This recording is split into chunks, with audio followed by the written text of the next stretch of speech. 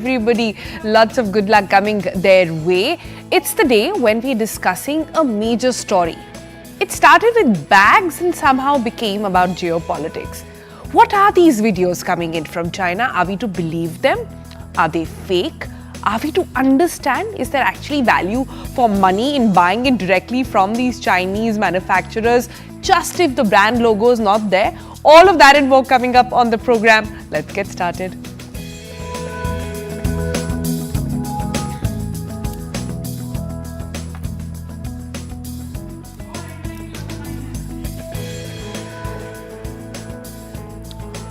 How luxury handbags turned into a geopolitical thriller, aka luxury brainwashing. Think your $10,000 Birkin was made in Paris? Well, think again, because they could just be made out of a factory in China, causing and costing actually 10 times less. Luxury handbags are high-end illusions made in China. What if your designer bag is part of a global power play?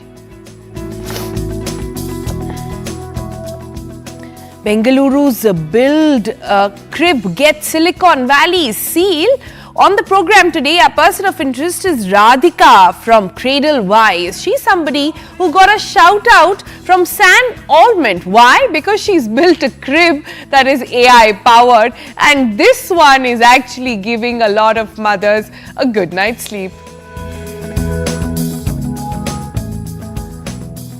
And since it's Friday, we bring you our TGIF guide, the ultimate weekend planner, what to watch, where to watch, the complete lowdown.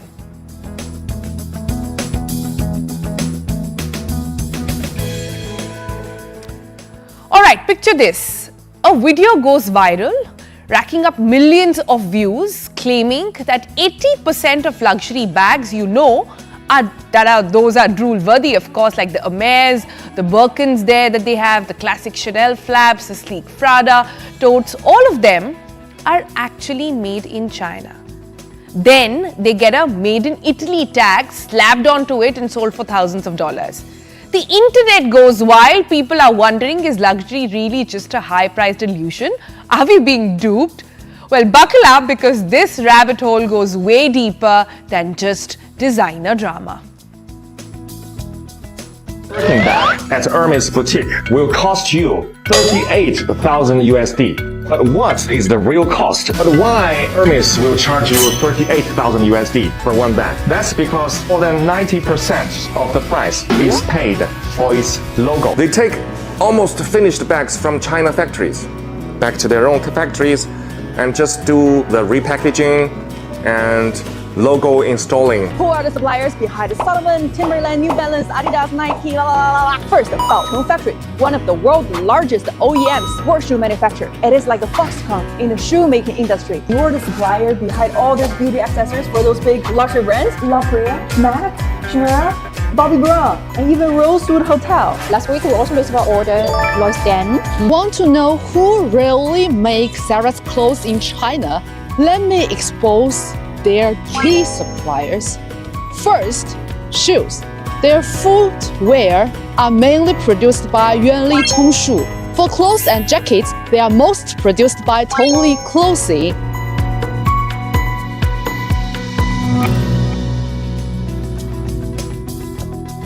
Alright, so first let's talk about the dream. Luxury brands like Louis Vuitton, Gucci, Hermes, they're not just selling bags, they're selling aspiration. These brands have spent decades, sometimes over a century, building image rooted in craftsmanship, exclusivity and European elegance. Now take Hermes for example. Each Birkin bag is famously hand-stitched by a single artisan in France and can take over 20 hours to make just one. Gucci and Prada proudly point to their roots in Italian leather studios, where the master craftsman sort of treats the hides like work of art. And even Chanel, well, still drawing in from the Coco Chanel legacy, using traditional French ateliers that radiate history. Plus, it's not all smoke and mirrors. There's an actual law in the EU that regulates how and when the product can carry the Made in Italy or Made in France label. Some brands, in fact, even go an extra mile with certifications like the Origin France guarantee to prove that they are the real deal. So far, the story is so luxe, so legit. So where's the drama really coming from? Well, it all kicked off when a video from TikTok account called Sendbags2 started making the rounds. That's the video. In it, a man claiming to be a factory worker in China drops a bombshell. This Birkin bag at Hermes boutique will cost you 38,000 USD. But what is the real cost out of the factory? Today, I'm going to break it down in front of you, step by step. First thing first, Hermes only use the leathers from the 3 top-level suppliers. One is called Nuti from Italy. The second is Weinheimera from Germany, and the third is Paz from France. One piece of Togo leather, the same leather as this one, will cost 450 USD. And one piece of the leather is only enough to make one Birkin, okay? Wait, what? The OEM, if you know, stands for Original Equipment Manufacturer, basically companies that produce goods which are then sold under another brand's name. Now, according to this video, the Chinese factories make nearly complete bags and then they are shipped to Europe, where only the final touches like logos and packaging are added before they hit the shelves with that luxury price tag. Now, the man doesn't sound bitter either if you see that video carefully. He proudly talks about his factory's quality control, craftsmanship and efficiency. And then the mic drops. As long as there's a tag saying made in China, the bag can never be luxury. However, in fact, more than 80% of the luxury bags in the world are made in China. But those luxury brands just won't acknowledge that. They take almost finished bags from China factories back to their own factories and just do the repackaging and logo installing, something like that.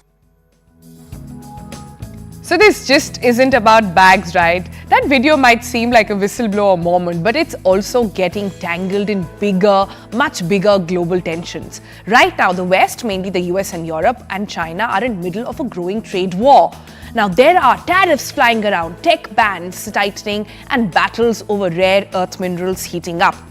Now, all of this when there is a video like this coming out, hinting that luxury handbags are they lying? And are Chinese factories the real source? These videos are now getting millions of views. Indian analysts, by the way, and trade experts are starting to see this as more than just a fashion drama. Some believe this is strategy, using viral content to sort of shake up consumer trust in Western brands. The message then, why pay $10,000 for Chanel when you can extract the same bag from China in just $100? But wait, is this really true? Now, here's when things get a little clearer. The real certified luxury bags, they're still made in Europe. Hermes isn't secretly sort of stitching Birkins in back alleys of Schengen. Now, Chanel isn't sort of outsourcing its bags to factories next to knockoff markets, but there is a big but. The counterfeits are getting ridiculously good, and China is the ground zero for fakes, producing an estimated 86% of the world's counterfeit goods as well.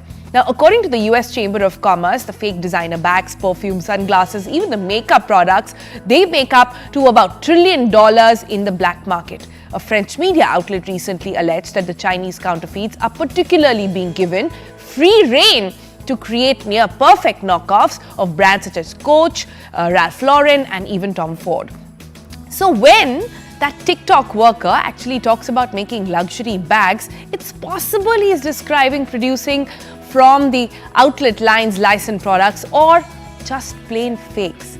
The bigger picture, however, here is that this just isn't about a scandal about where your handbags are made. It's a peek into how luxury, trade, and global power are all tangled up. From a single viral video, you end up staring into a messy world of intellectual property battles, economic rivalry, and the weaponization of influence on social media. So next time you see a steal on designer bag that seems too good to be true, maybe stop and ask, is it a great deal or is it just a part of a bigger game? Because in the world of luxury, not everything that glitters is gold, and some might just be geopolitical Trojan horse wrapped up in some exquisite leather. So that's really our take on everything that's been happening on this story. There's so much to decode from this, and I've got some two spectacular guests joining us to sort of help us understand this. Dr. Sanjay Arora, market consulting and managing partner at Shell's Advertising, is with us. Dilip Cherian, Image Guru, is here as well. Dilip, let me begin with you. There is so much to decode from this story and real fun, frankly. I've had so much fun actually understanding and going through all these TikToks on what good use of marketing and social media can be done. There's a question on fakes. There's a question on reliability of these brands. There is, of course, the question of geopolitics. And then the question on why are the brands so silent about this? And I really want to understand, how does India emerge and what is our takeaway from all of this? Let me start by your first takeaway. As you see the story unfold, what are you thinking? I love the word logo installation. I think that is at the core of the whole thing. Can you imagine the allegation of the kind of value that is created by logo installation? Forget the packaging and the repackaging and all of that. So I think that it is time that luxury buyers, whether it's an Hermes, whether it's a Birkin, whether it's a Louis Vuitton, recognize that there is the possibility that what they are paying for is just being marketed at. It is not so much anymore. And I say this anymore very guardedly, because of the volumes of trade that is happening in luxury product. Luxury production in Europe simply cannot have ever coped with the kind of consumption patterns that have emerged in the last 10 years. So, it doesn't matter what we say, what we hear. It seems convincing to anyone who understands production and the scales of manufacture that if you want to be lied to, it is, in a sense, a bit like being in relationships which are toxic.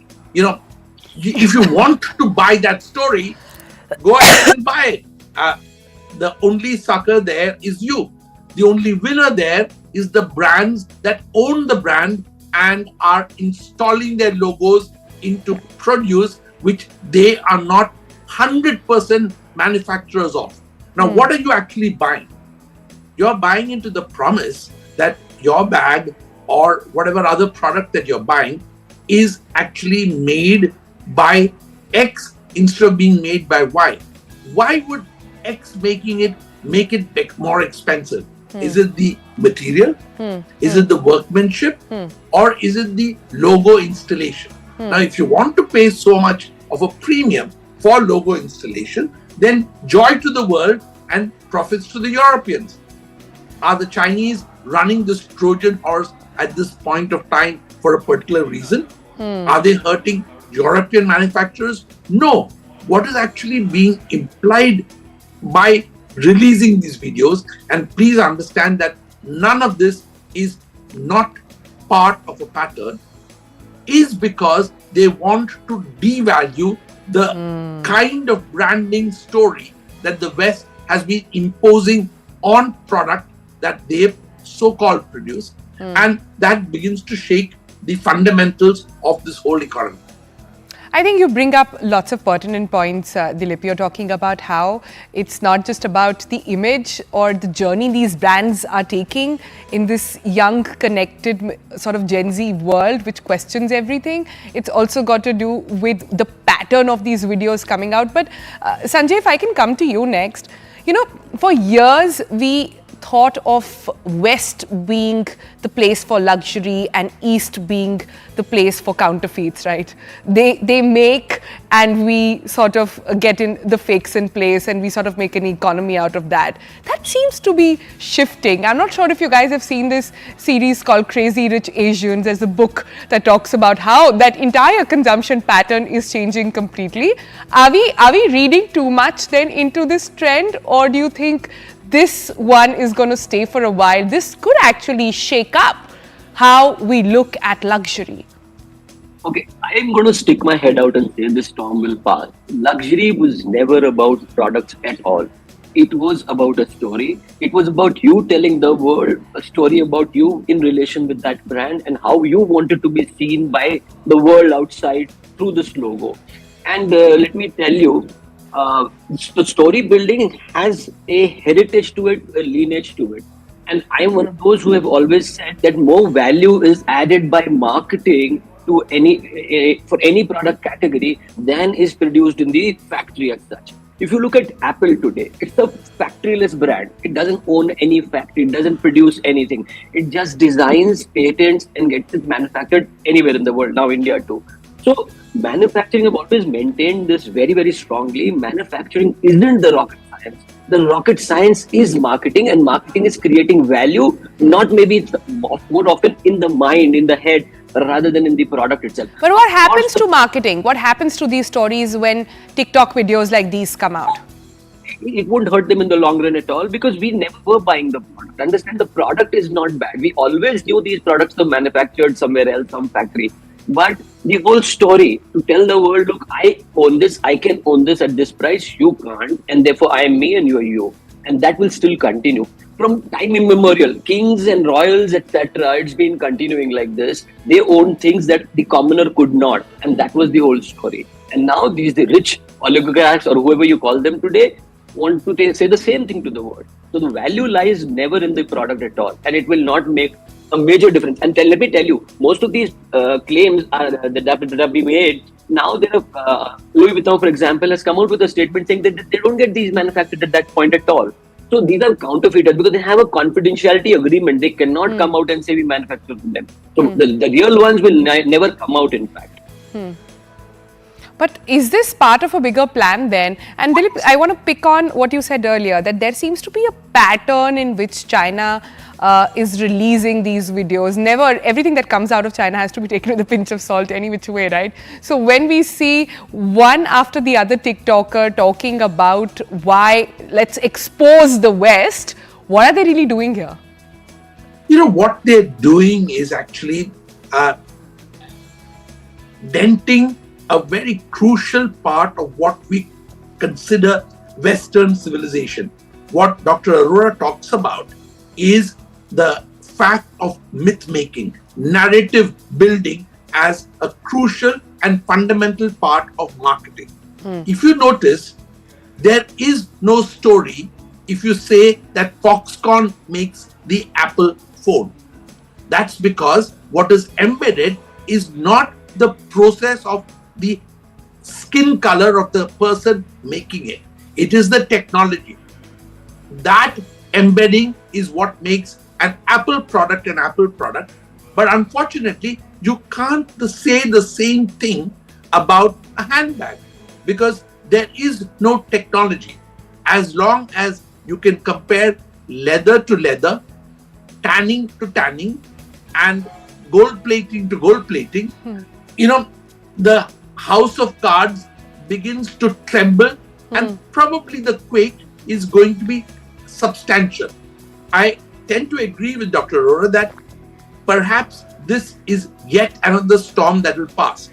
But what will end up is probably that Chinese factories will end up being able to extract better value because suddenly you can't distinguish between one product and the other, except that maybe the Chinese story and the Chinese emperors never really carried these bags for long enough for them to become status symbol.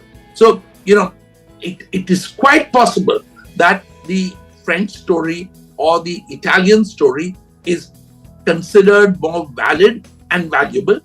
But remember one thing, that there is an entire generation and an army of TikTok consumers out there making their first purchases. For them, suddenly, I think there is value confusion. You're absolutely right, which is what I was going to come back to. That you're saying it will not have repercussions, perhaps in a society which understands the meaning of luxury, but a generation which is just waking up to this. is questioning everything, is questioning value, is questioning authenticity, is questioning, impact on environment. When it comes to all of this and they look at this video from and a TikToker saying, hey, if you don't really care about the brand, about that big Prada logo or anything else flashing, I will give you the same product and it will cost you 500 times less. I'm wondering if consumers are actually going to buy that because they're flashing their numbers, they're flashing their WhatsApp numbers as well. I actually managed to get in touch with one of them. And this is Handbags, the first guy who made that 10 million views video. And I asked him that, can you talk about it? Can you tell me a little more where the story came from? What was the urge? What was the need to actually come out with this? And his standard response was, since the video has gone viral, we've been inundated with business. Please give us 7 to 8 days to get back to you because the phone lines have not stopped. So that's the story emerging in China. So there are clearly people buying it, Sanjay, unlike what you're saying. No, they will buy it. Of course, as I said, if you look at it as a pyramid, there's the base of the pyramid, which is far larger, the wannabes. They would want to buy anything, remotely connected to that at 1/10, 1/50th the price. So there's going to be a massive market there. Therefore the counterfeiting market is at $1 trillion, as you said, because that's the base of the pyramid. I can't afford the original, so I might as well buy what I can get. But and there are various segments. So when you say teenagers, now teenagers are buying luxury streetwear.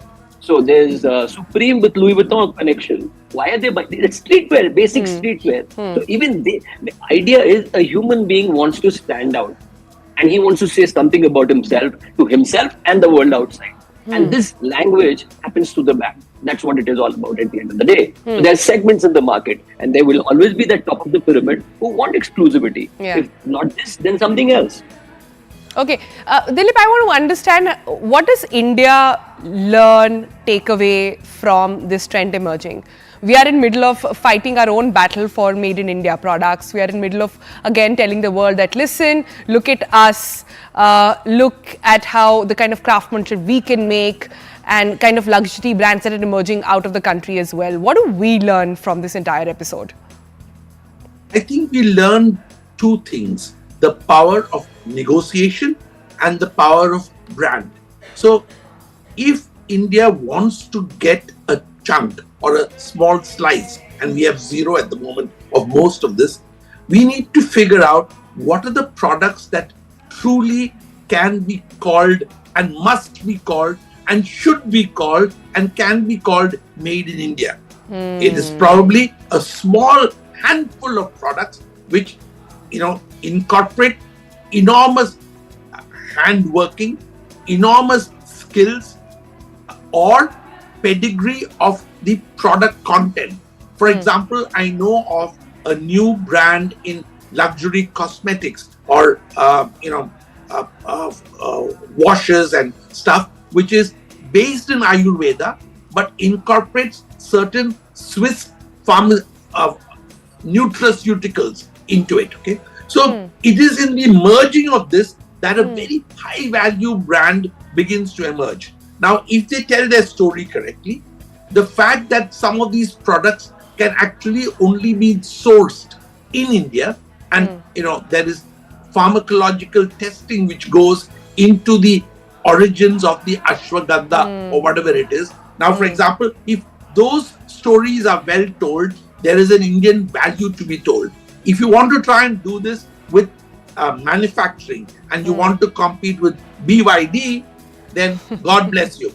It ain't happening for the next many, many years. So it could be a garment, it could be a Banarasi fabric, it could be other things which India has access to the GI tagging advantage.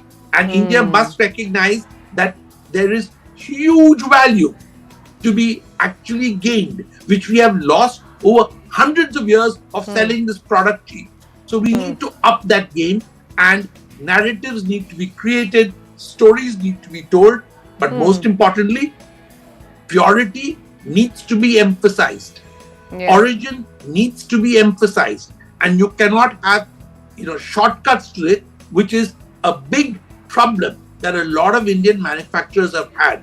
They will put in one strand of saffron and the rest will be some other rubbish flower statement and they will call it a packet of saffron. So if we begin to steal from ourselves, then luxury and branding will never happen. I understand what Dilip is saying, and perhaps not naming, but a lot of the D2C revolution actually draws its roots from this. So we are hoping that this is being heard. That Sanjay, very quickly, what will it take for India then to not just be the back-end manufacturer, again a hub for cheap labor, but become the place which makes the next big luxury brands? Because we have the craftsmanship. Where are we lacking in the story? What will it take? So basically, India first needs to define the India story itself. Okay, like the French defined the French story, the Italians defined the Italian story. India needs to first come to grips with its own story, and then the brands coming out of this heritage will be there. Incidentally, the Indian hospitality sector has created luxury brands even in New York and London now, and they are being highly appreciated. So it's not that that we aren't already there. Some categories we are already making our mark. In fact, historically, our muslin and our silks, the Bengal muslin could go through a ring, and that no one else could make. So we need to figure out where we are strong and not ape the West and do what they are doing. Because we can't get better at their job for them. We need to get better at what we really are good at and refine that, and then it's all about building a story at the end of the day. If you aren't able to do that, even the best product cannot command a luxury price. It may be successful, but not the luxury price. There, the story has to be built. All right. So who's telling the story? That's what seems to be mattering the most here. What story are they telling? How authentic is it? Where is it finding its roots? So maybe Mr. Piyush Goyal, next time he talks about brands taking inspiration, maybe he'll look at this episode of TBC and say that, oh, you know what? Let's look at luxury as well. That's another area that we need to work harder. Thank you both for joining us on this very, very fascinating chat. Sonal. All right, much to decode on what is that Trojan horse of geopolitics beneath all those leather bags and other luxury items. For the moment, let's slip into a very quick break. Coming up on the other side, we've got another very fascinating story coming in from Bengaluru, because they got a shout out from literally the man who's the last word on AI right now. Sam Altman is all gaga about this Indian brand that helps babies and mothers sleep better thanks to an AI-powered cradle. Coming up in a moment from now.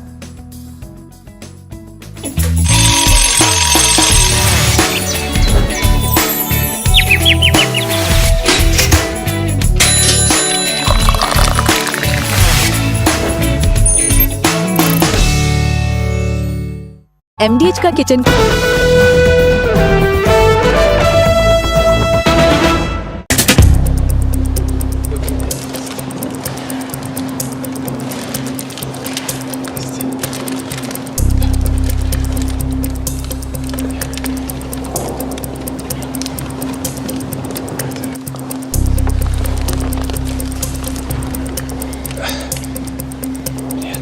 им возможность, и вы имеете возможность общаться между собой. Но, к сожалению, нет вашего отца с вами. Ну, сейчас ни в коем случае не хочу давать никаких политических оценок тем событиям, которые происходят. Но все, что с вами произошло, это большая беда. А то, что удалось вам оказаться на свободе, это результат того, что в России стабильные многолетние отношения с палестинским народом, с его представителями, самыми разными организациями. И думаю, нужно выразить слова благодарности руководству политическому крылу Хамас за то, что они пошли нам навстречу и совершили вот этот акт, гуманитарный акт, вас освободили. Я вас как раз с этим и хочу поздравить. Надежда на то, что все люди, которые находятся в том положении, в котором прежде всего поблагодарить вас лично и все российское правительство. Разумеется, мы будем делать все для того, чтобы подобные акты совершались как можно чаще, и чтобы все люди, которые еще находятся в таких условиях, в которых вы провели столько много времени, чтобы они тоже были освобождены. Внук был в плену. период Российской Федерации в Израиле. Посол России Анатолий Дмитриевич Викторов во время боевых действий и попала в плен к нацистам. И смогла бежать. Благодарен очень за ваши действия, личные действия, чтобы мы вышли на свободу. И я тоже хочу сказать, что для меня это очень-очень важно в этом моменте, еще все остальные наружники тоже вышли на свободу, потому что я знаю, как они чувствуют, я знаю, чего они, как это там, как это тяжело, как они отвечали. И для меня они как братья. Для меня как будто, когда они там, это как будто по моего сердца еще там в Газе, и как будто мне очень будет трудно вернуться к моей жизни, нормальной жизни, каждое время, что они там. Даже во время трудностей ваша поддержка очень важна. Действительно, будем работать обязательно. Я вас очень прошу, чтобы вы продолжали делать все, что вы делали для меня и все этого. И я знал, что вы делали очень много, чтобы они тоже могли быть на свободе и быть счастливы, как я сейчас счастлив, когда я сижу рядом с моей семьей, с моими людьми, что я очень люблю. Это для меня очень-очень важно. Все возможно. Я говорил маме, что не только молитва, если помните.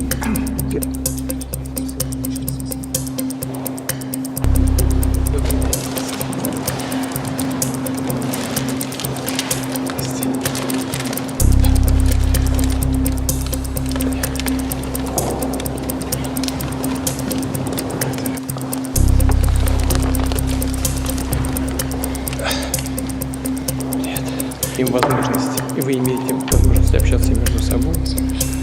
Но, к сожалению, нет вашего отца с вами. Ну, сейчас ни в коем случае не хочу давать никаких политических оценок тем событиям, которые происходят. Но все, что с вами произошло, это большая беда. А то, что удалось вам оказаться на свободе, это результат того, что у России стабильные многолетние отношения с палестинским народом, с его представителями, самыми разными организациями. И думаю, нужно выразить слова благодарности руководству политическому.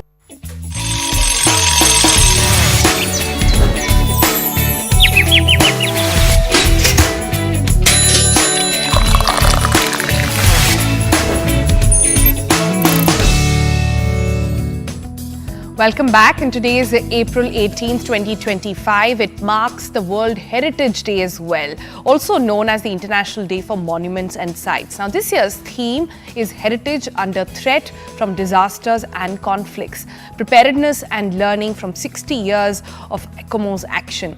Underscores the urgent need to protect our cultural and natural heritage from increasing threats as well. India, with its 43 UNESCO World Heritage Sites, stands as a testament to millennia of history, of culture, and of absolute biodiversity. However, these treasures face challenges from natural disasters, climate change, and human conflicts as well. For example, there is the Kaziranga Park in Assam, which is home to the one-horned rhinoceros. In Kaziranga, it faces threat from annual floods, poaching activities as well. The Sun Temple in Konark in Odisha, this 13th century architecture, a marvel, is vulnerable to coastal erosion and environmental degradation as well. The Mahabaleshwar Temple in Tamil Nadu, the ancient shore temple complex, is at risk as well at this point from rising sea levels and saline intrusions. Now, the Western Ghats as well, a biodiversity hotspot. The Ghats are threatened by deforestation, mining, and changing climate patterns. And across the nation, initiatives are now underway to celebrate and protect our heritage. Heritage walks are taking place in cities like Jaipur, Ahmedabad, Hyderabad, and are all organized by guided tours to educate citizens about the local history, something that we forget, something that we perhaps only read in history books. School programs, talking of which, educational institutions are now hosting workshops and exhibitions to instill the importance of heritage conservation among students. Community engagement as well is key Local communities are being empowered to participate in the preservation of nearby monuments and even sites. So here's wishing everybody a very happy World Heritage Day, and also urging all of us to do our bit to ensure that we're able to preserve these absolutely gorgeous sites which have so much of history attached to it. All right, moving on from that, it's Friday, so let's get you all the entertainment lowdown, from a star-studded liftoff to celebrity takedowns. Katy Perry's 11-minute space trip with Blue Origin, which has everybody talking some opinion or the other. All of these made headlines, but not for the reasons that she had actually hoped for. This and much more in our entertainment roundup from Shosha. Enjoy. Hello there, let's take a quick look at the week that was. Katy Perry, along with 5 other women, etched their names in history by becoming the first all-female crew in more than 60 years to venture into space. However, her 11-minute-long space trip aboard Jeff Bezos' Blue Origin didn't quite land smoothly back on Earth. Many celebs like Emily Ratajkowski called it disgusting over its adverse environmental impact.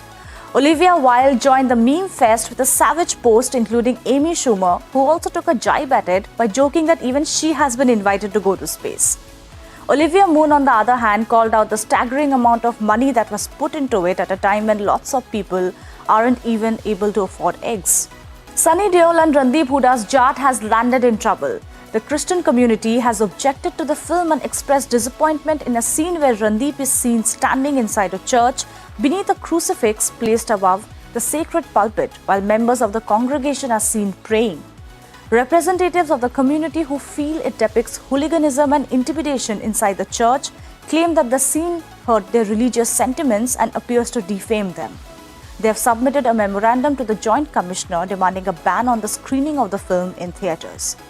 Veteran composer Ilayaraja has taken legal action against the team behind Tamil film Good, Bad, Ugly, alleging unauthorized use of his music in the Ajit Kumar and Trisha Krishnan-led film without his direct consent. He has demanded ₹5 crore in compensation from the producers, asking them to immediately stop using the songs in question. In addition, he has insisted on receiving a formal written apology from them. Shortly thereafter, the makers of the film responded to the allegations, stating that they had obtained an NOC from the respective music labels prior to including the tracks. Gal Gadot's Snow White has been banned from playing in theatres in Lebanon. According to international media reports, it was ordered by Lebanon's Interior Minister Ahmed Al-Hajar amid Israel's ongoing attacks on Hezbollah in Lebanon. However, a representative for Beirut-based Middle East distributor Italia Films, which handles Disney titles in the region, said that Gal has long been on Lebanon's Israel boycott list and that none of her films have ever been released in the country. Once a part of the Israel Defense Forces, Gal's support for Israel intensified after attacks carried out by Hamas in October 2024. There's a new twist in Blake Lively and Justin Baldoni's ongoing legal battle. A crew member on the sets of It Ends With Us, Talia Spencer, spoke out, stating that Blake tried to gain power and creative control over the film by taking advantage of Justin's kindness, as she mistook it for his weakness. Siding with Justin, Talia said that this led to a massive compromise in terms of Justin's original version of the film. For the unversed, Blake accused the director of sexual harassment on the film set, and Justin, in response, filed a defamation lawsuit against her. The trial is set to start in March 2026. That's all for this week. I'll see you soon. And since it's Friday, we thought we'll get you your entertainment weekly planner. What to do this weekend if you're just wanting to stay back at home or step out. I know it's really hot, but what are some of the events there on the big screen and the small one? Here's TGIF with Kaveri.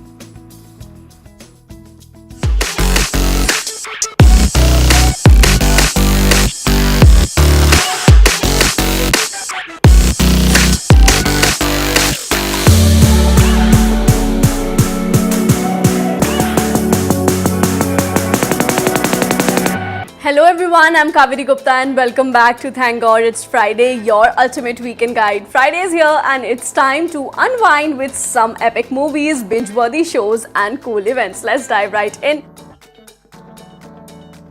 First up, we have Kesari Chapter 2. This historical drama stars Akshay Kumar, R. Madhavan and Ananya Pandey. It tells the story of C. Sankaran Nair, who fought the British Empire to expose the Jallianwala Bagh massacre. And if you love intense historical dramas, this one's for you. Next is Sinners, a supernatural horror starring Michael B. Jordan.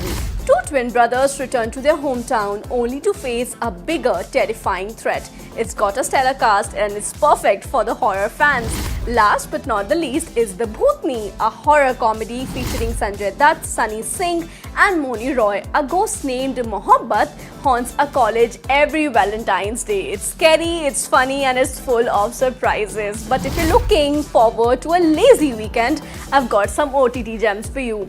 On Z5, watch The Veer, a sports drama about Ashik Abu, played by Anthony Verghese, a former boxer turned security guard. He's thrown into a dangerous situation when protecting a Turkish boxing champion. Next on Amazon Prime Video, check out Cough, a horror drama set in a women's hostel in Delhi. Madhu moves to Delhi to escape her past, but soon faces a sinister force. This one will keep you up at night. Also on Z5, catch Log Out, a thriller about a digital influencer whose life unravels when a fan hijacks his online identity. Babil Khan and Rasika Duggal star in this gripping drama. Now, if you are up for some live entertainment, here's what's happening around the country. In Kolkata, forget your Kalki Chinta and catch Ravi Gupta's stand-up comedy live on April 20th. He's guaranteed to have you laughing all night. In Delhi NCR, head to the 59th Spring Fair at the India Expo Center and march in Greater Noida until April 19th. It's the largest fair in the region with everything from home decor to accessories, and it is definitely worth a visit. Finally, Jaipur, get ready for Ellen Walker's electrifying performance this Sunday.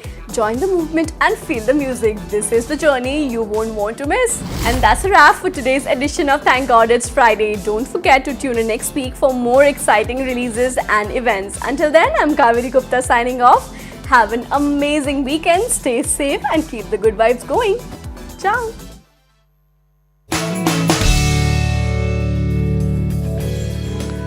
You would have heard of Sam Altman, the man behind OpenAI's ChatGPT. Well, he's not a person of interest, but this story today is about the woman behind the crib his baby sleeps in. We today make you meet Radhika Patil, the Bengaluru-born Stanford-trained and now co-founder of Cradlewise, a smart crib startup turning baby sleep into a tech solution. So when Altman posted about buying a lot of silly baby things, but specifically called out Cradlewise as one of the few worth it, the internet actually lit up. A casual plug from the AI king turned into a global spotlight moment for this Indian-born innovation. Cradlewise is no ordinary crib. It tracks sleep. It soothes your baby back to bed. Yes, mamas, you heard that right. And grows with them from a bassinet to a crib, all powered by AI. Now, it's priced at $1,999 in the US, about 1.5 lakh in India. It's now a Silicon Valley favorite. And the story? Well, born out of Radhika and her husband Bharat's need as new parents, the prototype was built in Bengaluru, but they moved to the US mid-pandemic to actually launch it at scale.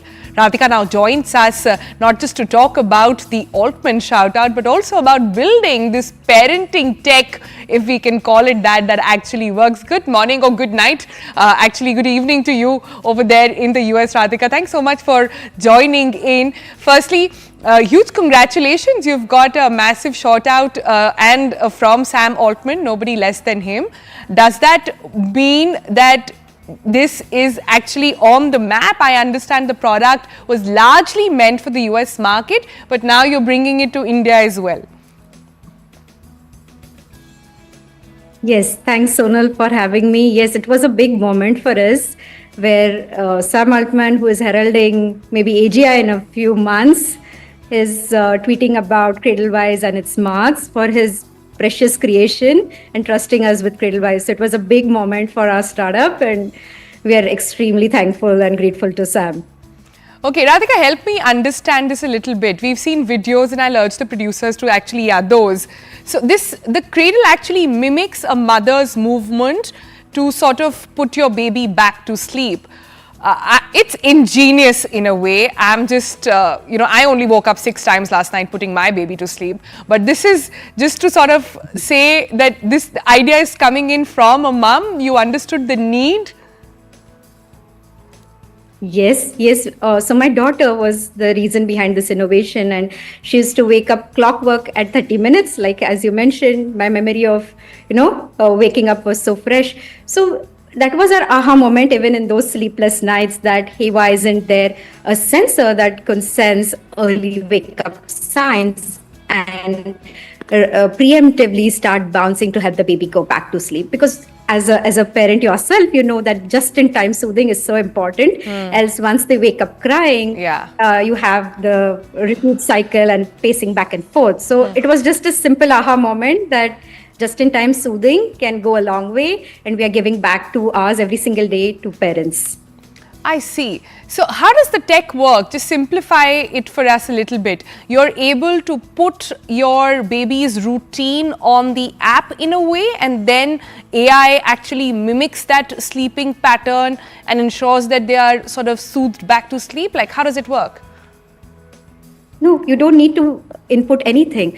You place the baby in the crib, and then the crib will start learning in a few days that what is the wake up pattern. Like some babies twitch a lot before they wake up, some babies cry and they open their eyes. So we look at different markers like changes in breath rate, because when you're in deep sleep, the breath rate is regular, and when they're about to wake up, their breath rate is irregular. So these all sensor data collates, and we are able to build a model and customize the cradle for every baby. As you know, there's no one size that fits all, and AI and learning is a perfect fit for babies, right? Because every 2 weeks the sleep pattern keeps changing, and the crib learns on itself and customizes it for every baby.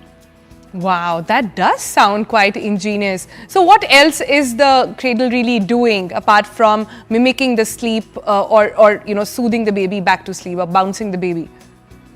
Right. We have also white noise and pink noise that plays when the baby is stirring or is crying, because the white noise and the pink noise mimic the environment of the womb, and that kind of soothes them. Also, if you have an elder toddler at home, as you know, it can get noisy, and that drowns the ambient so that the baby doesn't startle and wake up. So we play music, we bounce, and plus you can look at the sleep patterns and also have more data-oriented parenting, in the sense that what are the sleep and wake-up times, what are the sleep windows, what are the wake-up windows. Every day my baby is sleeping from 2 to 4, so you have to get ready at 1:30 to start helping the baby go back to sleep, right? So it helps you detect the sleep patterns.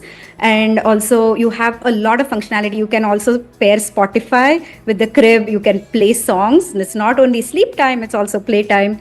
You have caregiver functionality where you can give access to both side parents, so that even if they are not there, they don't miss these baby moments, and they get a notification that the baby is placed in the crib. And let's say your mom, she's somewhere else in India, she could view the baby on the app and just cherish those moments. You know, the thing I love about women entrepreneurs is that the lovely things they solve with tech. I'm sure you've seen that meme online that's been circulating which says, I don't want AI to do my job. I want the AI to do my dishes and clean my house so I can sit back and do the drawings, right? So this is actually an AI solution that helps, that gives you peace of mind. I really want to understand what went behind building this, Radhika, and why don't we have it more in the Indian market? We have just launched in India, honestly, Sonal, and it's just, we couldn't have thanked Sam for the moment. The crib is available on trailwise.com. You can just purchase it online, and we ship in 7 days. And as you mentioned, right, AI is helping us amplify our capabilities and be more productive. And then why not with sleep and childcare, right? Yeah. We are kind of democratizing the access to sleep. Not everybody is able to afford help. So we think that, spending quality wake time is so important, and both the baby and the parent needs to be well rested. What has gone in building Cradlewise? Oh my God, I mean, launching Cradlewise during the pandemic has been like nothing but a roller coaster ride. Supply chain issues, chip shortages with, the Apples and Teslas of the world facing those, and we had to brace up for chip shortages, be nimble. And then also our journey, we started the manufacturing in China with the headwinds. We moved to Vietnam. And last year, we started manufacturing these cribs right in India. So to everybody, it's designed in India and made in India for the world. So now it feels so surreal to come back, the whole circle, come back home and launch the product for Indian parents. Right. Radhika, this is truly unique. It seems very soothing even for the mother, even though the baby sleeps in it. I think all mothers will connect with this one. But before I let you go, I want to understand your personal journey.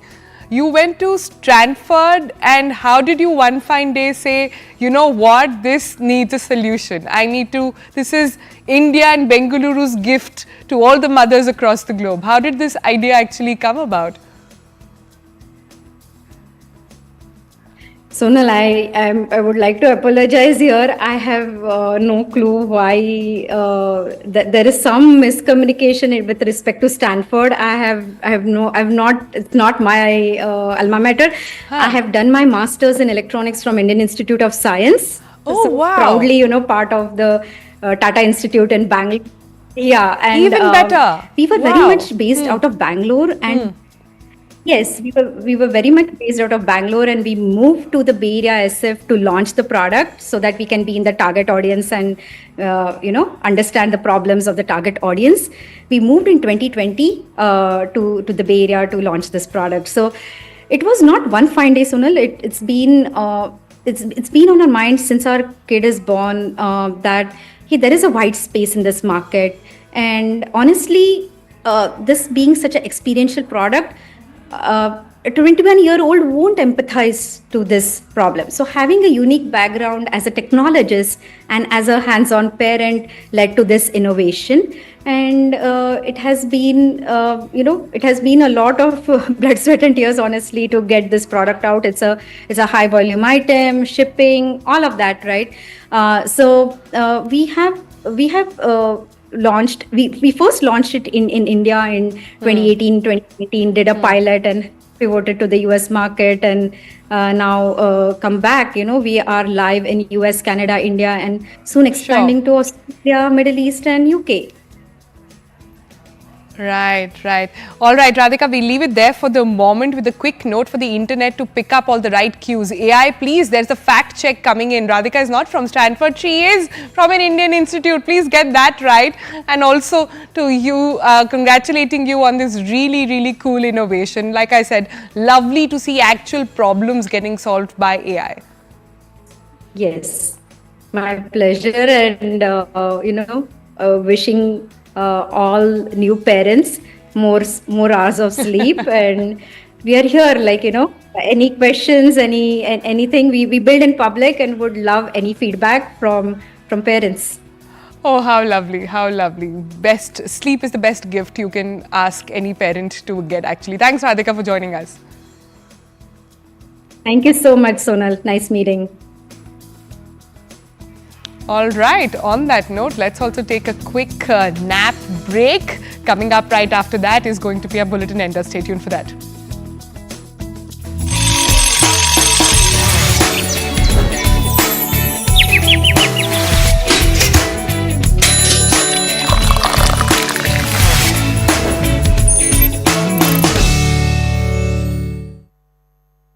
Nahi sir, how?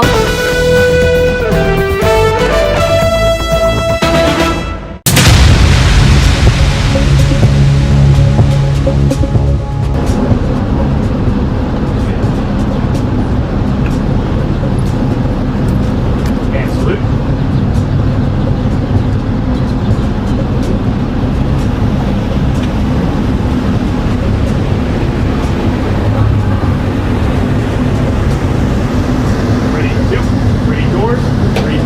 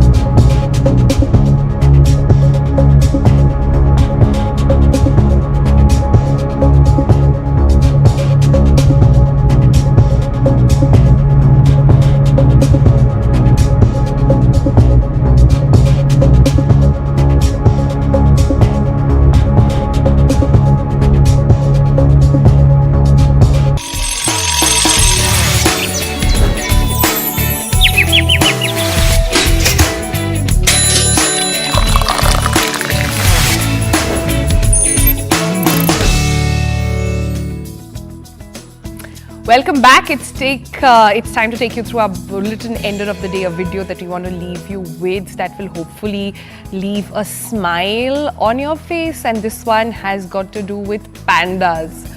Well, this is what happens when you try to take a little panda for a bath or for a nap. He tries his best, just like a human baby, to run away. Tries really hard to hug on and say, no, I don't want to go. So that's baby panda all the way being tucked away by his human mom and human caretaker, for example, just behaving like the babies at home. On that lovely, lovely note, on that lovely, lovely note, saying a little goodbye to everybody watching. We'll see you again on Monday. Bye-bye.